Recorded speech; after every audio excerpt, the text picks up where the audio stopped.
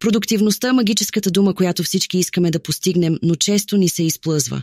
Ако и ти се чувстваш сякаш времето винаги не ти стига, това видео е за теб.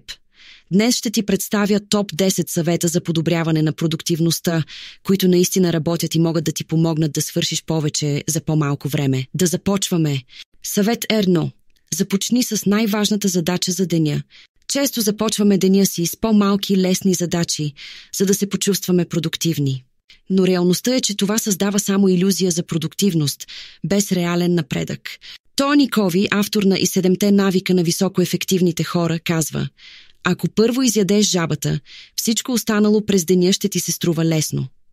И така, когато започнеш с най-важната и трудна задача за деня, тази, която ще има най-голямо влияние върху целите ти, ти гарантираш, че постигаш съществен напредък.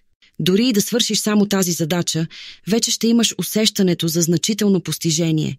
Съвет 2. Използвай техниката Помодоро. Техниката Помодоро е един от най-простите, но изключително ефективни методи за управление на времето. Работи така. Поставяш таймер за 25 минути, в които работиш абсолютно фокусирано. След това правиш кратка 5-минутна почивка. След 4 такива цикъла си взимаш по-дълга почивка от 15 до 30 минути. Ключът е да се концентрираш напълно за кратки периоди, което намалява риска от прегаряне и увеличава качеството на свършената работа. Оказва се, че мозъкът ни може да се фокусира по-добре за кратки интервали, отколкото за дълги периоди. Съвет 3. Планирай седмицата си предварително. А ако искаш да бъдеш наистина продуктивен, планирането е задължително. Неделя е перфектен ден да отделиш време за стратегическо планиране на предстоящата седмица. Постави си ясни цели и определи кои са 3 най-важни неща, които трябва да постигнеш през следващата седмица. Планирането не само ти помага да останеш организиран, но и да намалиш стреса, защото имаш ясен план за действие. Допълнителен бонус е, че така не губиш време всеки ден да се чудиш с какво да започнеш. Съвет 4. Избягвай многозадачността. Многозадачността може да изглежда като суперсила, но в действителност е коварен капан. Когато се опитваш да вършиш няколко неща едновременно, мозъкът ти превключва между задачите и това намалява ефективността ти с до 40%. Вместо това, съсредоточи се върху една задача и я изпълни напълно преди да преминеш към следващата. Това не само увеличава качеството на работата ти, но и те прави по-бърз, защото намалява загубата на време, докато превключваш контекста. Съвет 5. Делегирай задачи.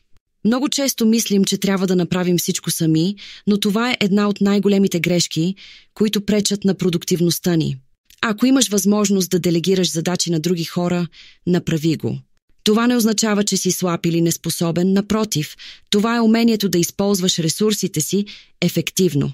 Делегирането ти позволява да се фокусираш върху стратегическите задачи, които имат най-голямо значение, докато по-малките и рутинни задачи могат да бъдат изпълнени от други.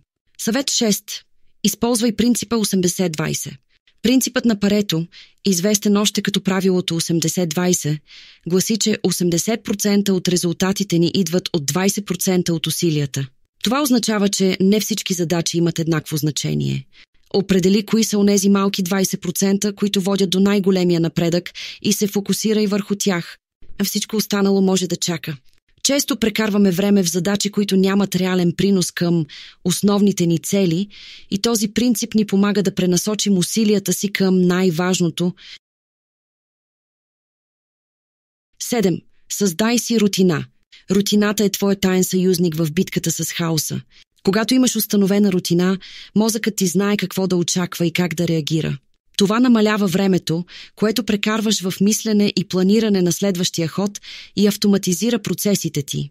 Определи си конкретно време за работа, почивки и лични задачи и се придържай към него. Това ще създаде структура в ежедневието ти и ще намали риска от изгаряне. Постоянството в рутината е ключът към дългосрочна продуктивност и постигане на баланс. Съвет 8. Научи се да казваш «не». Едно от най-трудните умения, но и едно от най-полезните за продуктивността е умението да казваш «не». Често приемаме повече задачи и ангажименти, отколкото можем да понесем, и това ни води до претоварване. Когато казваш «да» на всичко, на практика казваш «не» на времето си. Научи се да отказваш задачи, които не са приоритетни или които могат да бъдат изпълнени от други. По този начин ще си освободиш време за важните неща, които наистина имат значение. Съвет 9. Организирай работното си пространство. Ефективността често зависи от средата, в която работиш. Когато бюрото ти е затрупано с документи, чаши за кафе и хаос, мозъкът ти автоматично се чувства претоварен. Направи си навик да поддържаш работното си място чисто и подредено. Чистото пространство стимулира ясното мислене и по-бързото вземане на решения.